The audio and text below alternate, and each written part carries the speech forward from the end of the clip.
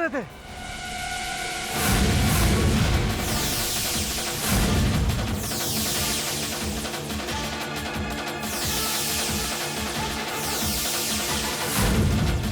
तुझे वार्न करने आया, मेरे रास्ते से हट जा वरना तेरा जीना हराम कर दूंगा मैं।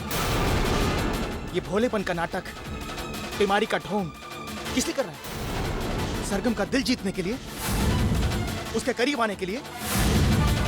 पर अफसोस मैं इंप्रेस नहीं हुआ। तेरे इस नाटक से मैं इंप्रेस नहीं हुआ।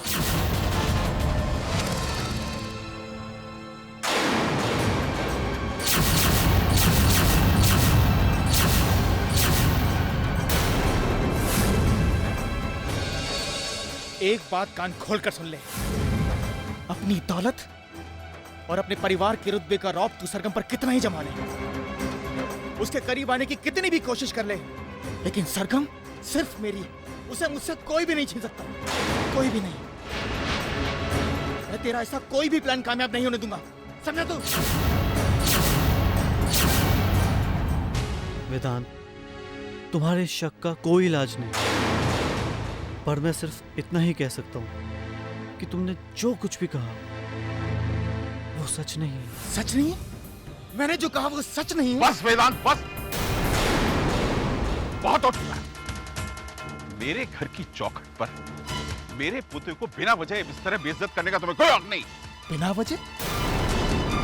ये जानने के बाद भी कि सरगम की शादी मेरे साथ तय हो चुकी है, ये उसे कैंप में जाने के लिए मजबूर करता है। और फिर वहां अचानक रोमियो बनके उसकी आंखों में आंखें डाल के बातें करता, ये सब क्या है? ये सरगम के करीब आने की कोशिश नहीं है, और आज तो इसने हद ही कर दी। अब जब शादी में कुछ ही दिन बचे हैं, ये मेरी होने वाली बीवी को पार्क में, गार्डन में, बगीचे में मिलने के लिए बुलाता है।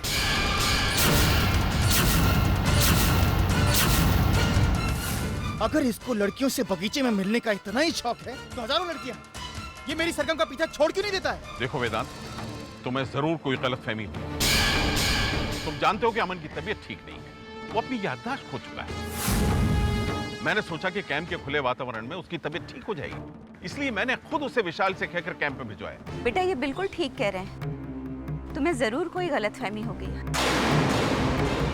हमारे अमन के दिल में तो ऐसी कोई भावना ही नहीं है। अगर इसकी ऐसी कोई भावना नहीं है तो ये उसका पीछा छोड़ क्यों नहीं देता है?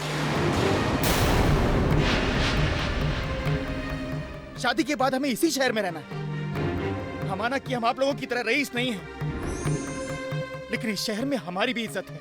मान लीजिए कल अगर कोई ऐरा गहरा आदमी आकर मेरी पत्नी के बारे में कुछ भी कहता है, तो फिर हमारी तो शादीशुदा जिंदगी शुरू होने से पहले ही खत्म हो जाएगी। और उज्जैन जैसे शहर में कोई भी बात फैलने में वक्त ही कितना लगता है। इसीलिए कह रहा हूं, समझाइए इसे, वरना। एक मिनट वेदांत, अमन को लड़कियों की कोई कमी नहीं है जो वो तुम्हारी सरगम के पीछे पड़ेगा। सरगम ने उसकी कुछ मदद क्या कर दी, तो इसका मतलब ये तो नहीं कि उस वजह से हम कुछ भी सुन लेंगे। कोई भी आकर कुछ भी बोल दे, एक बात समझ लो, हम भी बहुत कुछ बोल सकते हैं।